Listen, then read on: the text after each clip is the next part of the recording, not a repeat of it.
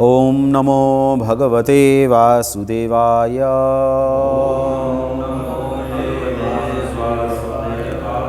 ओम नमो भगवते वासुदेवाय। ओम अज्ञानातिमिरान्धस्य ज्ञानाञ्जनं शलाकया चक्षुरुन्मीलितं येन तस्मै श्रीगुरुवे नमः। श्रीचैतन्यमनोभीष्टं स्थापितं येन भूतले स्वयं रूपः कदा मह्यं ददाति स्वपदान्तिकम्। श्रील प्रभुपाद की जय। तो बड़ा अच्छा टॉपिक है आज का, संबंध, अभिधेय और प्रयोजन। आवाज़ क्लियर आएगी। तो ये तीनों क्या चीज़ें हैं, ये हमारा जो वैदिक सिद्धांत है या वेद शास्त्रों को समझने का ये तरीका है कि कैसे किसी श्लोक को कैसे समझा जाए। जैसे वो होता ना, क्या बोलते हैं उसको, अगर कोई पेंटिंग उसकी कटिंग की हुई उसको दोबारा रीअरेंज करना है, क्या बोलते हैं उसको, पता नहीं, मुझे नहीं पता। हाँ, पजल्स होते हैं जो पिक्चर को दोबारा बनाना है आपको, तो आपको पता होना चाहिए एग्जैक्टली नाक कहाँ पर है, नाक को नाक के साथ जोड़ना है, पेट को पेट के साथ, डिज़ाइन को डिज़ाइन के साथ जोड़ के आप वो पेंटिंग दोबारा बना सकते हैं। रीसेटिंग इसको बोला जाता है अन्वय व्यतिरेक। टेक्निकली अगर इसको देखो तो अन्वय व्यतिरेक क्या है,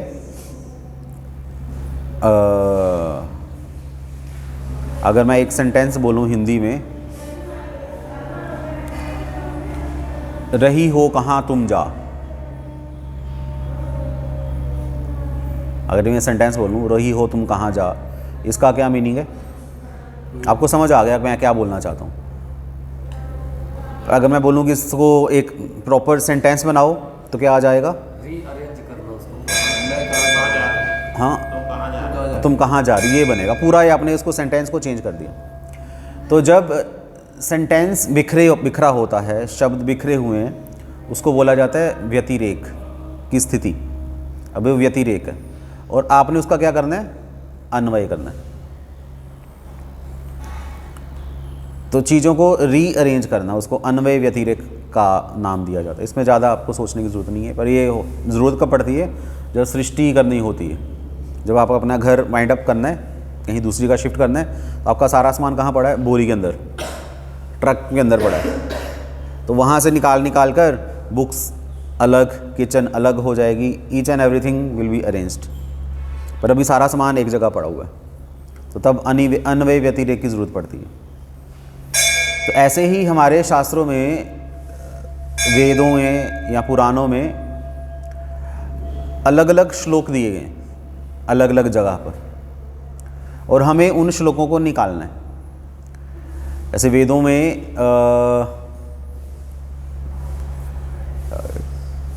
जैसे मान लो कि 3 सेक्शंस हैं, कर्मकांड, ज्ञानकांड और उपासना कांड।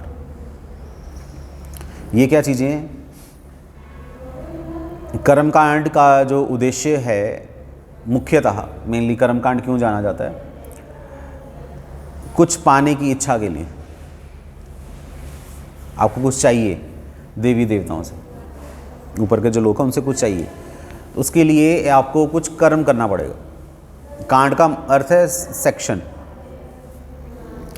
तो वेदों को 3 भागों में बांट दिया गया, हमारे आचार्यों ने बांटा है कि कुछ सेक्शन कर्म कांड के या कुछ सेक्शन कर्म करने के लिए बताए गए। और जब वेदों में कर्म की बात आती है तो मुख्यतः यज्ञ से हम पता चला कि ये यज्ञ करने के लिए कह रहे हैं। यहाँ कर्म का अर्थ है वर्णाश्रम। वर्णाश्रम में 4 वर्ण 4 आश्रम, ब्राह्मण, क्षत्रिय, वैश्य, शूद्र और ब्रह्मचारी, गृहस्थ, वानप्रस्थ, संन्यास। इन चारों का अपने अपने कर्म है। ब्रह्मचारी का अपना कर्म है। ब्रह्मचारी का कर्म क्या है कि वो गुरुकुल में रहे और गुरु की आज्ञा का पालन करे और गुरु के कहने पर भिक्षा मांगे। ये ब्रह्मचारी का काम है। ब्रह्मचारी पैसे नहीं कमाता, वो भिक्षा मांगता है, और जितनी भिक्षा मिलती है पूरी की पूरी भिक्षा अपने गुरु को दे देता है। फिर गृहस्थ आश्रम है।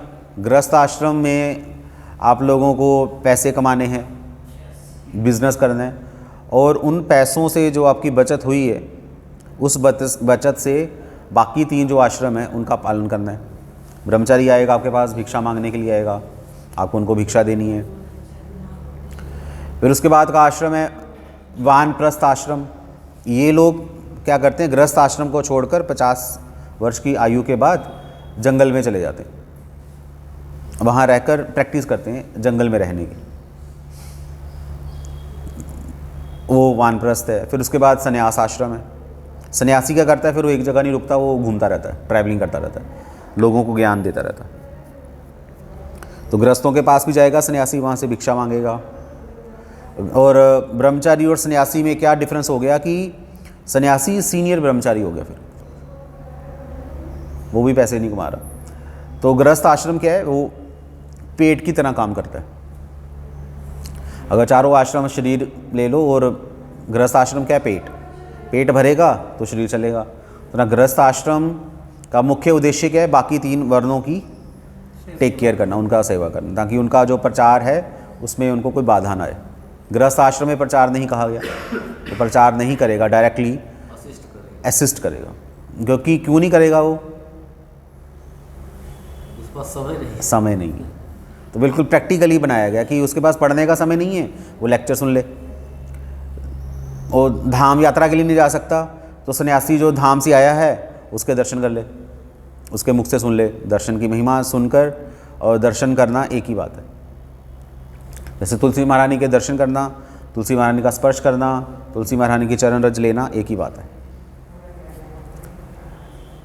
तो इस तरीके से हमारा जो पूरा आश्रम डिज़ाइन है, और 4 वर्ण है, ब्राह्मण, क्षत्रिय, वैश्य, शूद्र। तो इन चारों के अपने, ब्राह्मण के अपने कर्म हैं, क्षत्रिय के, वैश्य के और शूद्रों के अपने अपने कर्माज हैं। तो सब जब अपने कर्म के अनुसार अपने धर्म निभाएंगे, तो सारा जो सेक्शन, जो सारे जो रूल्स एंड रेगुलेशंस हैं, किसको क्या करना चाहिए, ये कहा गया है वेदों के कर्मकांड सेक्शन में। और ऐसे ही ज्ञानकांड है। ज्ञानकांड, जिसमें ज्ञानकांड का जो उद्देश्य है वो इच्छाओं की पूर्ति करना नहीं है। ज्ञानकांड का उद्देश्य है अपनी इच्छाओं को बंद कर देना, मुक्ति। कि संसार बेकार है, संसार की रियलिटी को देखो और भगवान की प्राप्ति करो। इंद्रिय निग्रह कह सकते हैं। इंद्रिय निग्रहण आप उसको कह सकते हो। या और ज़्यादा टेक्निकली पूछना चाहते हो तो कर्मकांड प्रवृत्ति मार्ग और ज्ञानकांड निवृत्ति मार्ग। और एक और सेक्शन है, उस सेक्शन का नाम है उपासना कांड, भगवान की सेवा कैसे की जाए।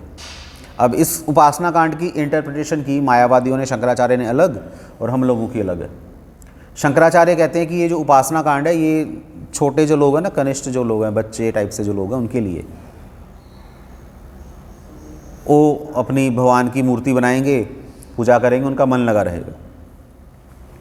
पर उसके बाद जब रामानुजाचार्य आए, उन्होंने बोला कि ये तो बिल्कुल ही पागलपंती है, ऐसा नहीं है बच्चों के लिए, ये टॉप मोस्ट है उपासना कांड। क्योंकि भगवान की उपासना जिस विग्रह के रूप में की जाती है वो भगवान स्वयं है, कोई काल्पनिक रूप नहीं है, कोई खिलौना नहीं है बच्चों का टेडी बियर, वो वास्तविकता है। उन्होंने पूरा सिद्धांत दिया, शंकराचार्य का खंडन हुआ इस तरीके से। तो ये अलग अलग सेक्शंस हैं। अब मान लो कि वेदों का एक मंत्र है, कोई भी मंत्र, तो वो मंत्र कर्मकांड का है, ज्ञानकांड का है या उपासना कांड का है, हमें नहीं समझ आएगा, हम तो कुछ भी बोलना शुरू कर देंगे। पर अगर आप उसको पता करना चाहते हो कि कौन सा मंत्र का क्या अर्थ है, तो सारे मंत्र आपको पता होना चाहिए। जैसे घरों में हजारों चीज़ें होती हैं, एक जो कील, लोहे की कील और टूथपिक, दोनों का काम क्या है? हाँ, अगर कोई नया व्यक्ति आएगा तो वो क्या बोलेगा कि ये लकड़ी की कील है, इसका क्या पर्पज़ है? तो वो लकड़ी की कील नहीं है भाई, उसको टूथपिक कहा जाता है। वो दांत में अगर कुछ फंस जाए खाने के बाद उसे खाते हैं। खाने वाला चम्मच अलग है, जैसे हम दाल सर्व करते हैं, कड़छी वो अलग है, कढ़ाई अलग है, गंजी का जो पतीला है वो अलग है, यूटेंसिल्स में अलग अलग, सब कुछ अलग अलग है। तो किचन में जो गृहिणी है उसको पता है कि इसका क्या यूज़ है, सबको नहीं पता रहता। तो ऐसे ही हमारे शास्त्रों में, हमारे वेदों शास्त्रों में व्यासदेव जी ने क्या किया, एक फॉर्मूला दिया हम लोगों को समझने के लिए। क्या फॉर्मूला है? संबंध, अभिधेय और प्रयोजन। कि ये श्लोक संबंध बताने वाला श्लोक है, या ये वाला श्लोक अभिधेय बता रहा है, या ये श्लोक प्रयोजन बता रहा है। अलग अलग श्लोक अलग अलग उद्देश्य से लिखे गए हैं। और कुछ श्लोक ऐसे हैं जो एक ही श्लोक में संबंध, अभिधेय, प्रयोजन बताया गया। जैसे उदाहरण के लिए श्रीमद् भागवतम का पहला श्लोक आता है किसी को, जन्मादस्य यतः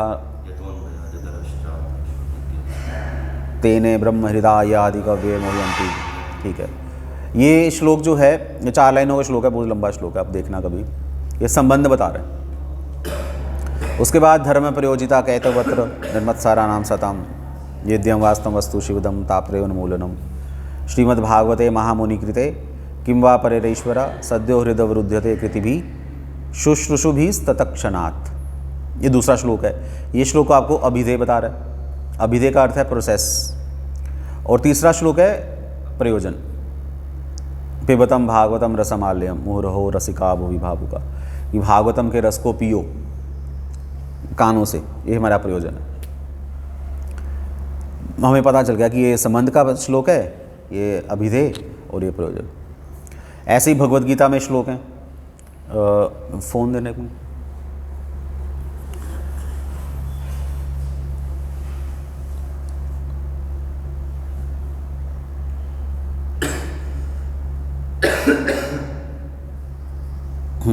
एक श्लोक में बताता हूँ आपको।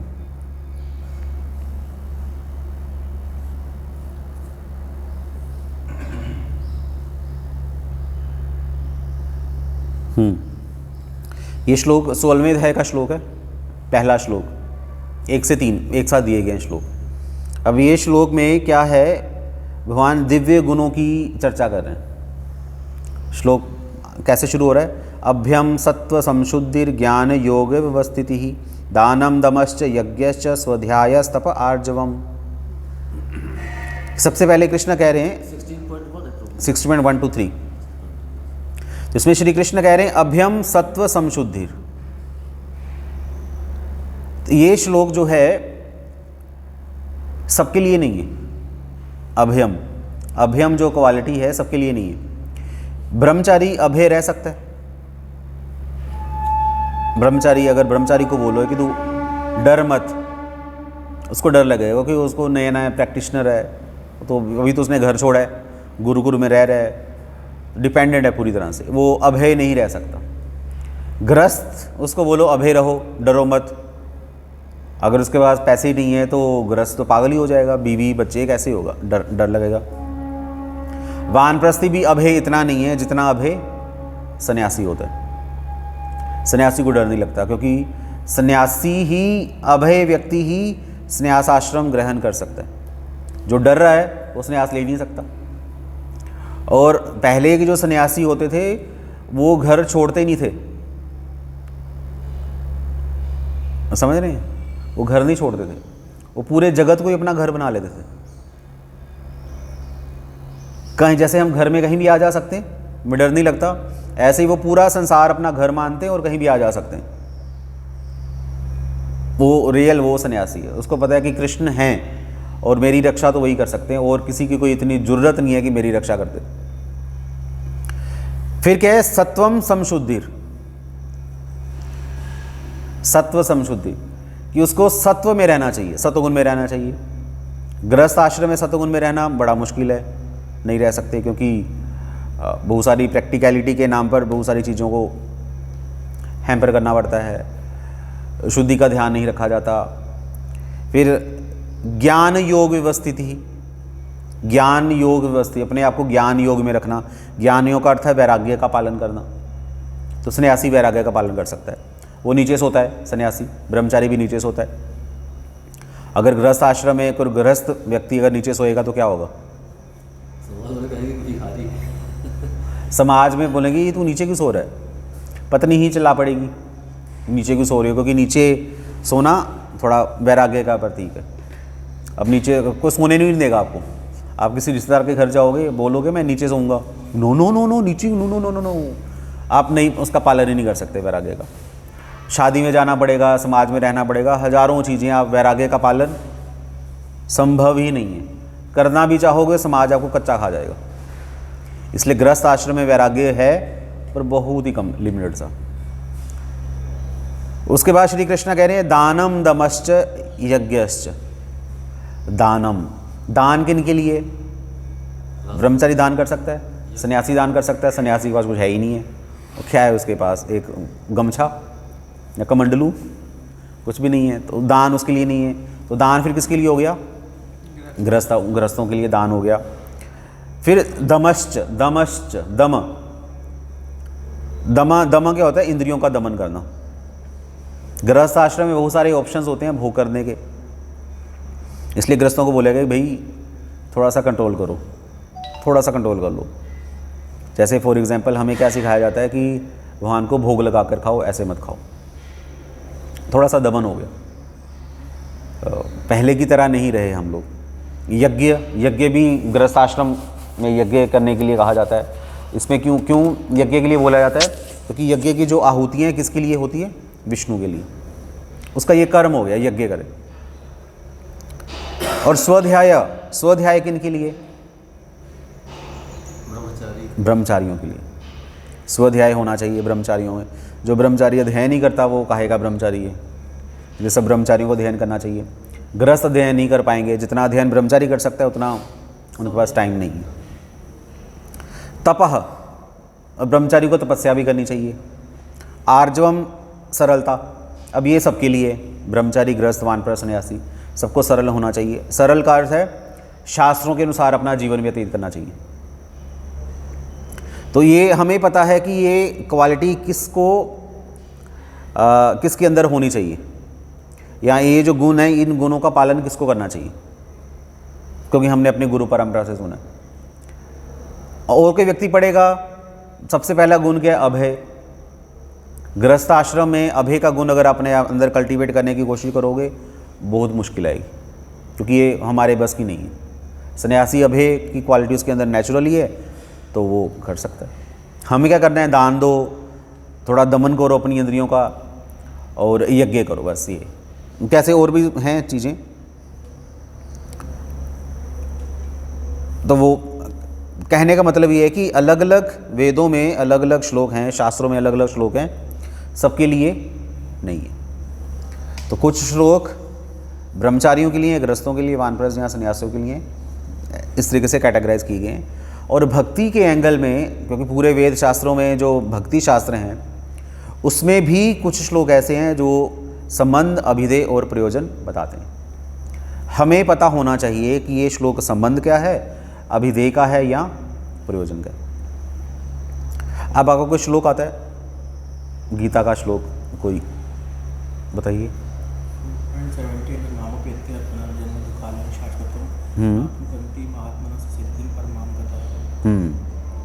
ठीक है, ये श्लोक संबंध का, अभिधेय का या प्रयोजन का है? इसमें भगवान बताना चाह रहे हैं कि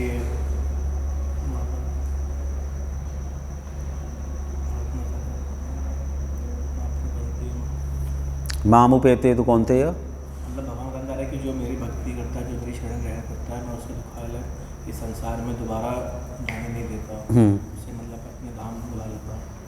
तो ये इसमें मतलब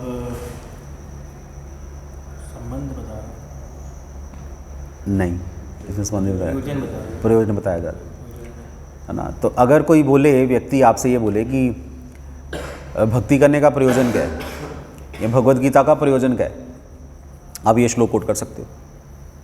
कृष्ण कह रहे हैं जो मुझे प्राप्त कर लेता है, माम उपेते तो कौन थे? दुखालयम शाश्वतम। माम क्या है? मृत्यु संसार वर्तमनि, मुझे प्राप्त करके वो दोबारा इस संसार में वापस नहीं आता, ये प्रयोजन है। फिर अभिधेय का प्रयोजन अभिधेय का श्लोक कौन सा हुआ? अगर कोई कहे कि अभिधेय का अर्थ होता है प्रोसेस, कि क्या करना है, तो कोई पूछे कि क्या करना है, तो गीता से कौन सा श्लोक है? सर्वधामान परित्यज्य, ये कह सकते हो।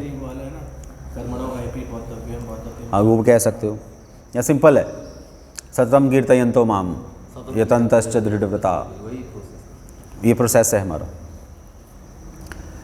और संबंध के बहुत सारे श्लोक हैं, मम एवं छो जीव लोके जीवभूत सनातना, फिर सर्वस्य चाहम हृदि सन्निविष्टो, वो ऐसे सारे श्लोक हैं। तो ये श्लोक हमें पता होना चाहिए। चतुश्लोकी भगवद गीता आती है 10.8, 9, 10, 11 गीता अहम सर्वस्य प्रभो मत्तः सर्वं प्रवर्तते इति मत्वा भजन्ते माम बुधा भाव समन्वितम्। इस श्लोक में दो चीज़ें हैं, संबंध और अभिधेय, दोनों आगे। पहली लाइन में क्या है? अहम सर्वस्य प्रभो मत्तः सर्वं प्रवर्तते, कि मैं, सब कुछ मुझसे प्रकट हो रहा है और सब कुछ मैं, मेरे कंट्रोल में हो रहा है। मत्तः सर्वं प्रवर्तते, ये संबंध है जीव का भगवान के साथ, कि जीव कुछ नहीं कर सकता, भगवान से संबंधित है। फिर इति मत्वा भजन्ते माम, ये जानकर मेरे भक्त मेरा भजन करते हैं। तो संबंध क्या है? भगवान है। और अभिधेय क्या हो गया? भगवान का भजन करना है। कैसे? महिमा ज्ञान युक्त, क्या है वो टर्म? हाँ, भगवान की महिमा से युक्त होकर, महिमा ज्ञान से युक्त होकर। अगर आपको यही नहीं पता कि वो भगवान है, तो फिर उसकी भक्ति करना थोड़ा सा चीप हो जाए। जैसे हमारा जो सेंटर है राधा माधव है, तो मंगल आरती का टाइम कितने बजे का है? हमारा 5 बजे का टाइम है। तो अगर हमें पता नहीं है कि वो भगवान है, फिर मंगल आरती का टाइम कितने बजे का है? फिर तो कोई टाइम ही नहीं है, कुछ है ही नहीं है फिर तो, है ना। ऑफिस जा रहे हैं, हमें पता है कि ये मेरा बॉस है, इसी से मुझे सैलरी मिलेगी, तभी तो हम जा रहे हैं। तो मान लो कि आप समोसे खाने के लिए जा रहे हो किसी हलवाई के पास, तो क्या टाइम है समोसे खाने का? क्या महिमा है उसकी? कोई महिमा नहीं है, वो तो 24 घंटे दुकान खुली है, जब भी जाओ खा लो ना। महिमा से ही एक भावना आती है आदर की, मन करता है उनकी सेवा करने का। इसलिए कृष्ण की महिमा क्या है, कृष्ण का ऐश्वर्य क्या है, वो जानने के बाद ही भक्ति करने का कुछ मतलब बनता है। नहीं तो वो क्या हो जाएगा, वो सहजियापंथी हो जाएगी, चीप हो गया ना, डिवोशन चीप हो गई। कुछ भी करते रहो भक्ति के नाम पर, जो कि हम कल परसों डिस्कस यही कर रहे थे। ये संबंध है। फिर दूसरा श्लोक है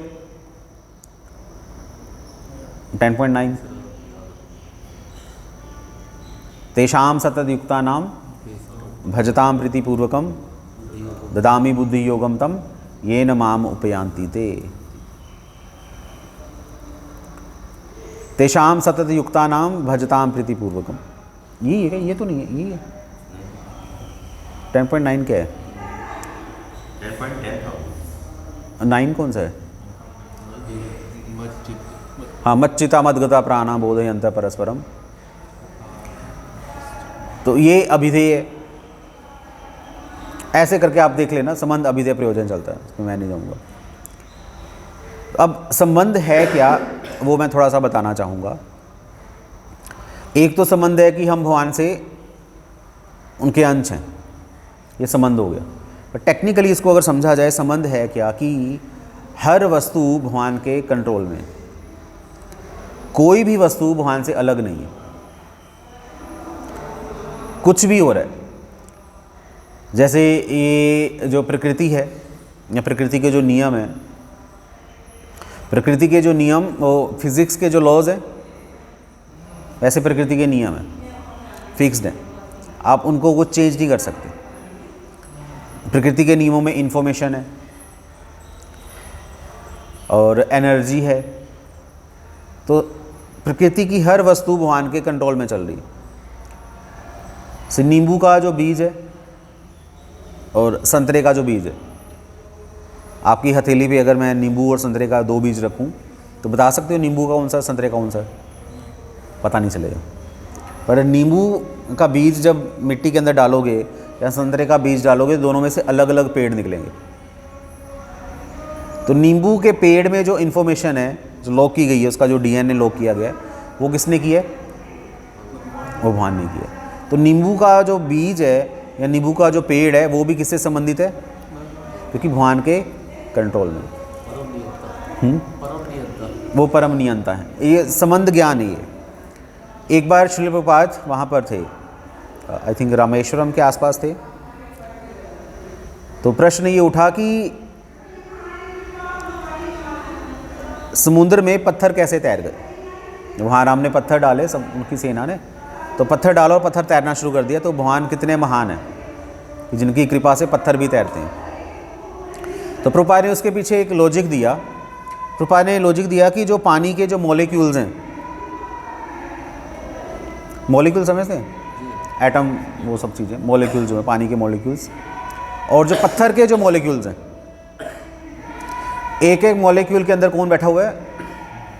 भगवान बैठे हुए हैं। अब पत्थर का मॉलिक्यूल के अंदर भी भगवान है, पानी के मॉलिक्यूल के अंदर भी भगवान है। अब भगवान की मर्जी है डूबना है या नहीं डूबना।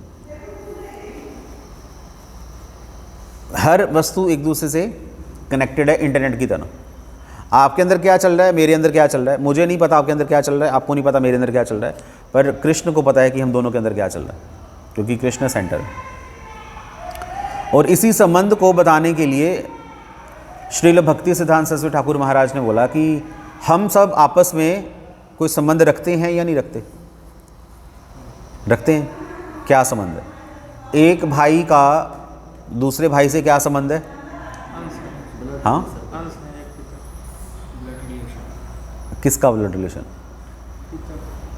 क्योंकि वो एक ही माँ के दो बेटे हैं, तब वो भाई भाई हैं। अगर दोनों को एक साथ रहना है तो माँ का होना ज़रूरी है। हम लोग क्या करते हैं संसार में, एक दूसरे से कनेक्ट होने की कोशिश करते हैं, ये सोचकर कि ये मेरा भाई है, ये मेरा बंधु है, ये ऐसा करेगा, ये वैसा करेगा। पर प्रॉब्लम क्या है कि अगर हम एक दूसरे के भाई बंधु हैं तो फिर लड़ाई क्यों हो रही है? अगर हम एक दूसरे से संबंधित हैं, लड़ाई क्यों हो रही है? क्योंकि हम एक दूसरे से संबंधित नहीं हैं। समझ लिया है। मैं 3 डॉट से मान लो कि कोई चीज़ है यहाँ पर,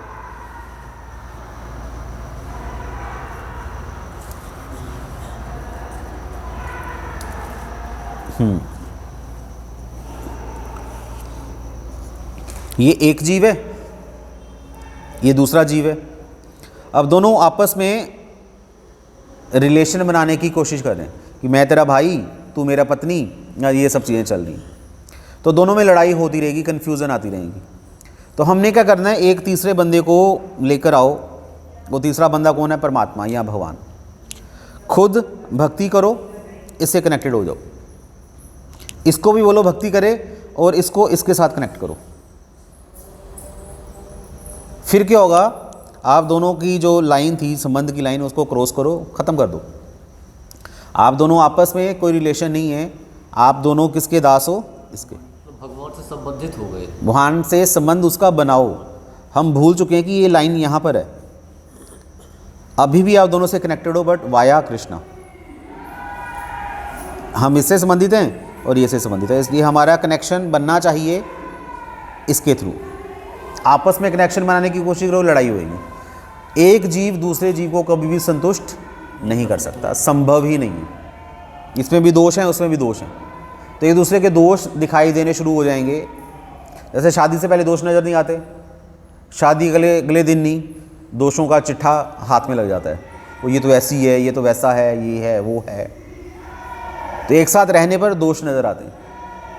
तो हमारे आश्रम में भी आप लोग भी, अभी तो चल रहा है आराम से, सब प्रभु जी कह रहे हैं। प्रैक्टिकली बता रहा हूँ, अगर कृष्ण सेंटर में नहीं रहेंगे आपके, तो क्या हो जाएगा? डिस्प्यूट्स, लड़ाइयाँ हो जाएंगी। ये तो प्रभु जी ऐसे हैं, बोलोगे भी ऐसे।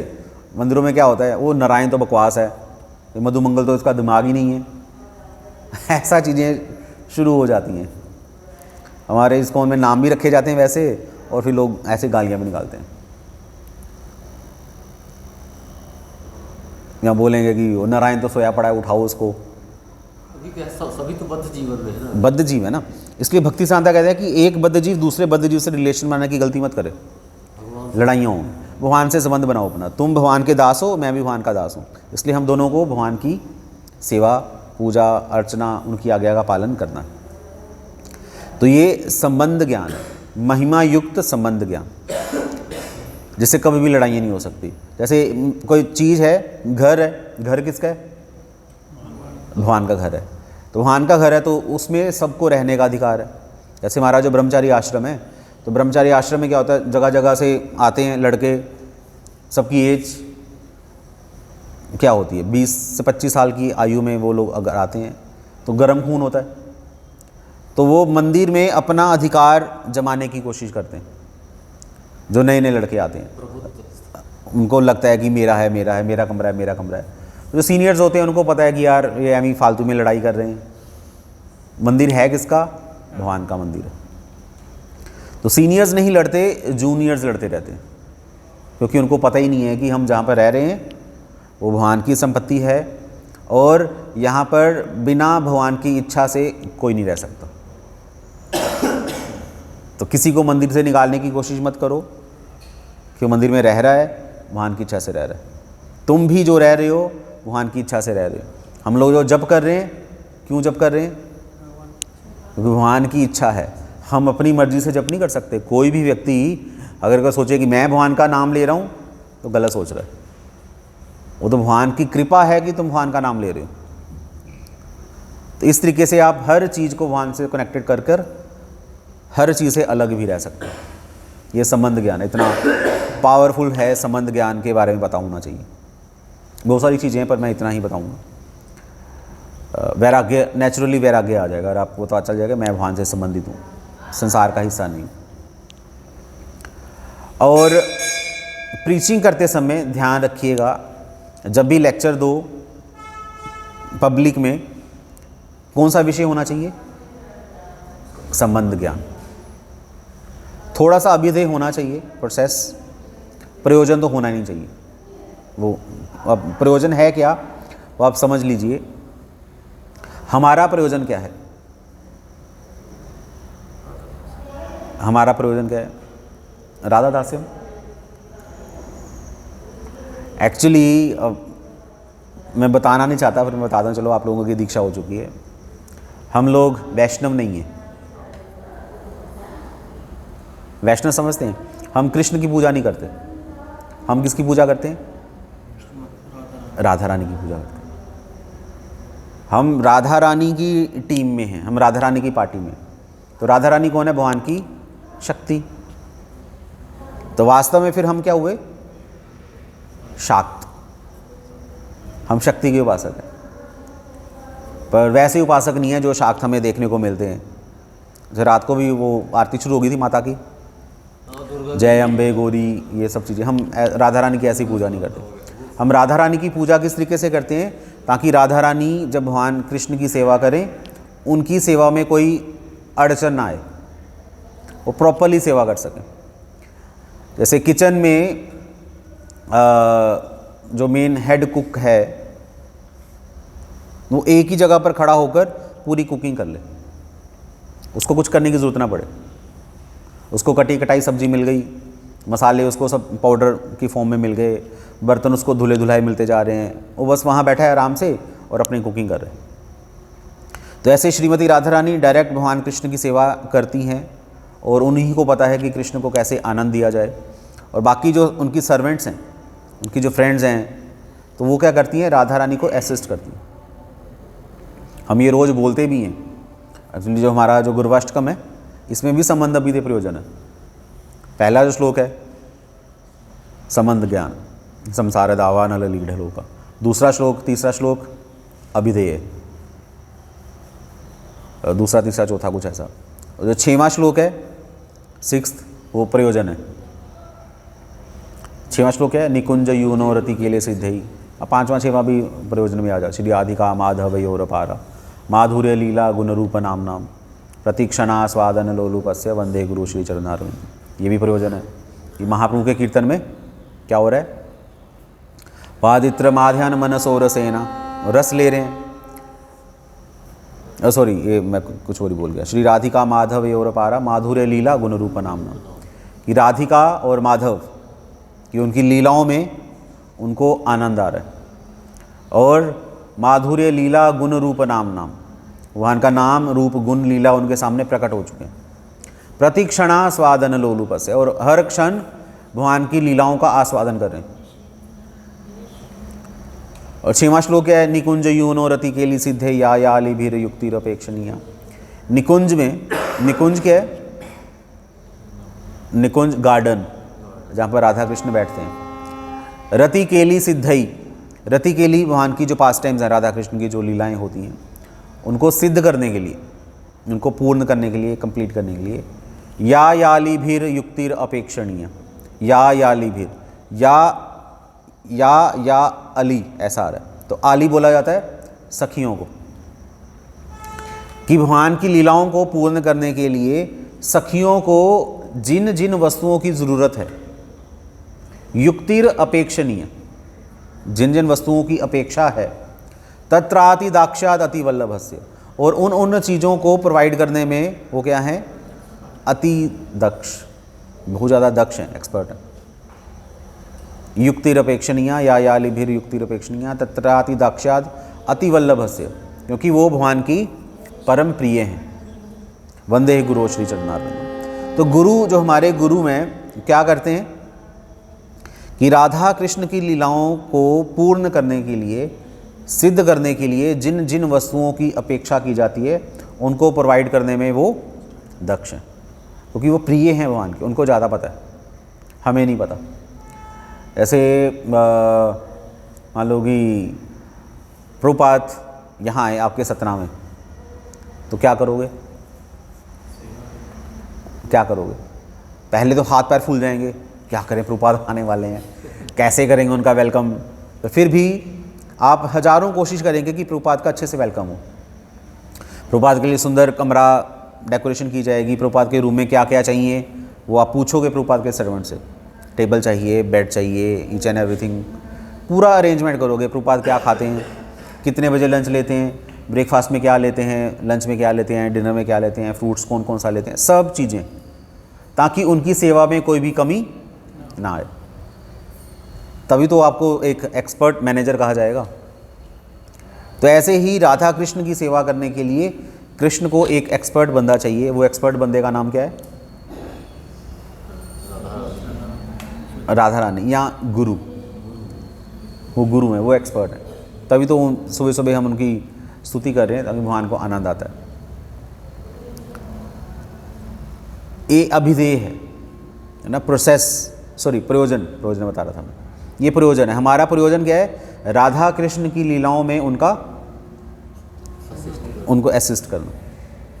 तो ये प्रयोजन अगर आपने बाहर बताया पब्लिकली तो क्या होगा? लोगों को समझ नहीं आएगी। अगर आपने बोल दिया कि भगवान अपनी गर्लफ्रेंड के साथ लीला करते हैं, लोग पागल हो जाएंगे।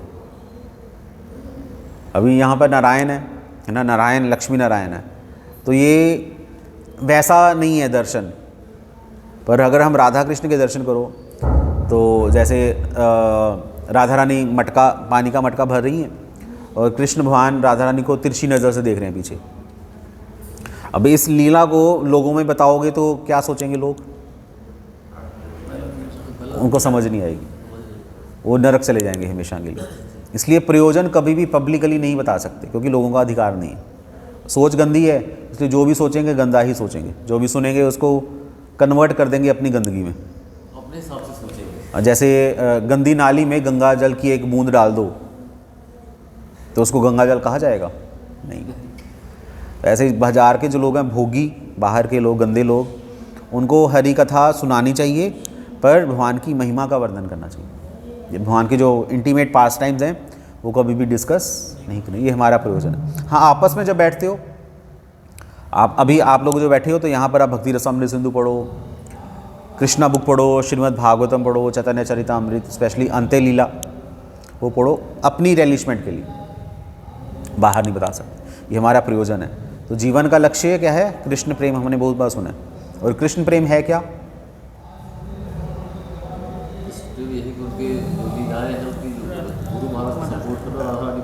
नहीं, कृष्ण प्रेम है क्या?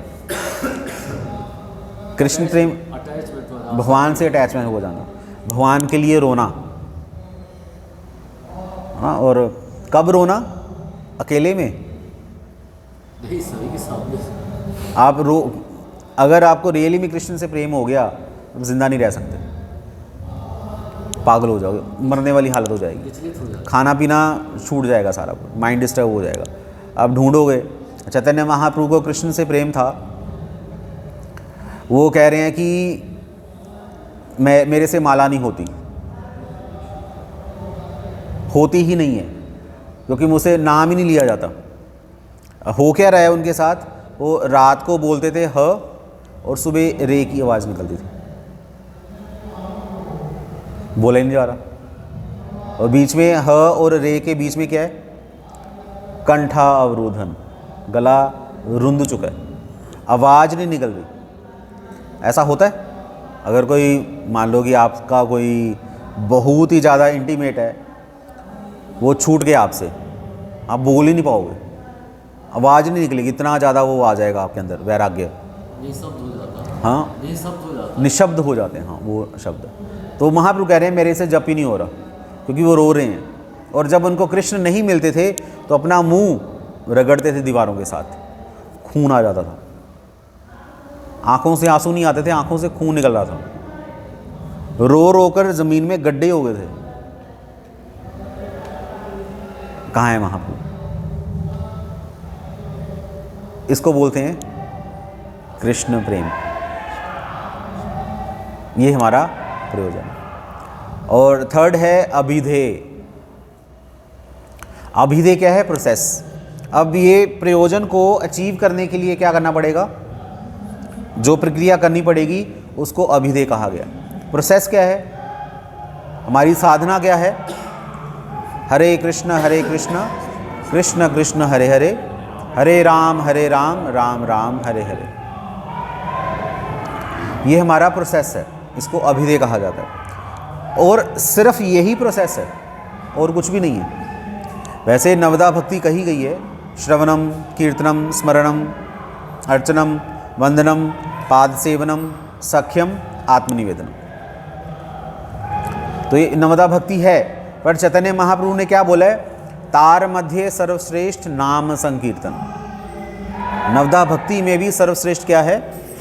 भगवान के नामों का संकीर्तन करना। तो संकीर्तन, श्रवण के साथ कीर्तन करना। जैसे अभी आप लोग क्या कर रहे हो? श्रवण।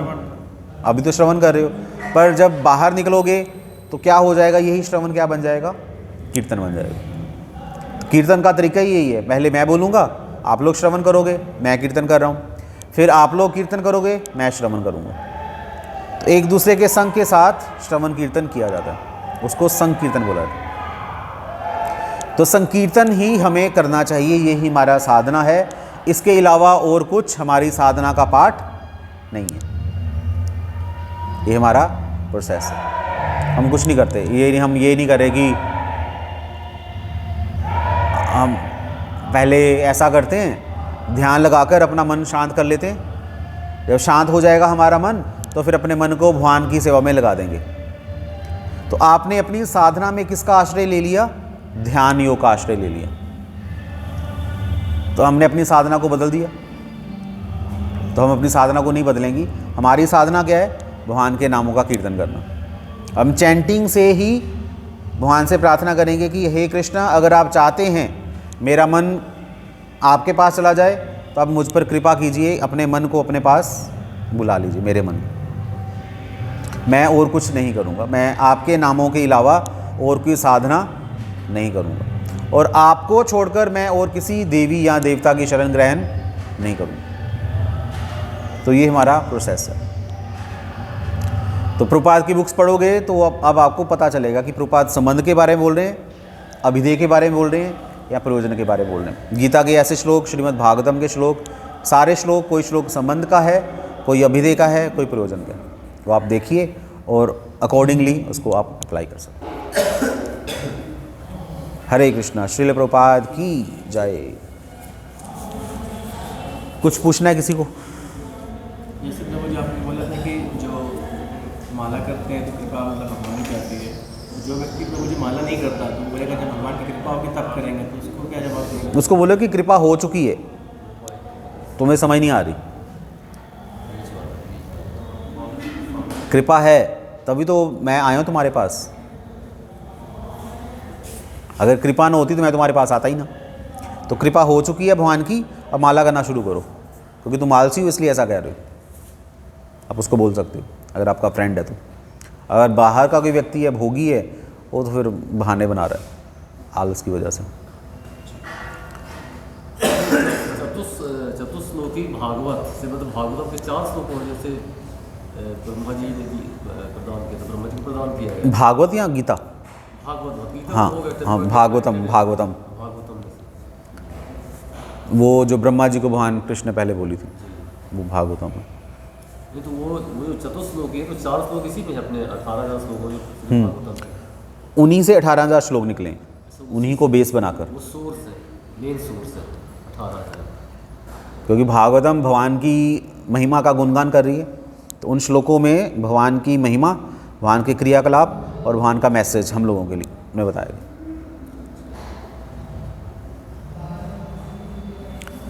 तो ये कई बार ऐसा होता है कि जैसे हम लोग गृहस्थ हैं, कभी कोई आ गया तो अपन मना तो कर नहीं सकते हैं, वो कुछ बोलते हैं कि भाई ये करो, ये व्रत करो, या ये पूजा करो, ऐसा करना चाहिए। कौन कौन बोलता है? जैसे कोई आया या कहीं हम लोग जाते हैं, नहीं, हम किसी के कहने पर कोई व्रत पूजा नहीं करते। हमारा एक ही व्रत है, उसका नाम है एकादशी। हम मत्स्य संक्रांत इस तरह के व्रत नहीं रखते। हाँ, वो जब भगवान का आविर्भाव दिवस होता है तब तो वो तो व्रत रखना चाहिए भगवान की प्रसन्नता के लिए, अदरवाइज हम ये वाले व्रत नहीं रखते और कोई व्रत नहीं रखते। चैतन्य महाप्रभु का आविर्भाव तिथि है। हाँ, वही जन्माष्टमी, रामनवमी, गौर पूर्णिमा, राधाष्टमी, या हमारे आचार्यों का आविर्भाव या तिरोभाव दिवस जब होता है। हाँ, नरसिंह चतुर्दशी। हाँ जी, प्रभुपाद जी का। वैष्णवों का तिरोभाव या आविर्भाव जब होता है तब भी हम व्रत रखते हैं। ऐसे अलग से हम कुछ नहीं करते, क्योंकि वो फिर चीज़ें बदल जाती हैं सारी। पूजा भी आप किसी देवी देवता से और तो करने की जरूरत नहीं। हम नहीं करते ही नहीं। भगवान की हो गई, सबकी हो गई। जब जड़ में पानी दे दिया तो अलग से पानी देने की जरूरत ही नहीं है। ठीक है, अभी हम फिर यहाँ विराम करते हैं। हरे कृष्ण। वांछाकल्पतरुभ्यश्च कृपा सिंधुभ्यैव च पतितानां पावनेभ्यो वैष्णवेभ्यो नमो नमः।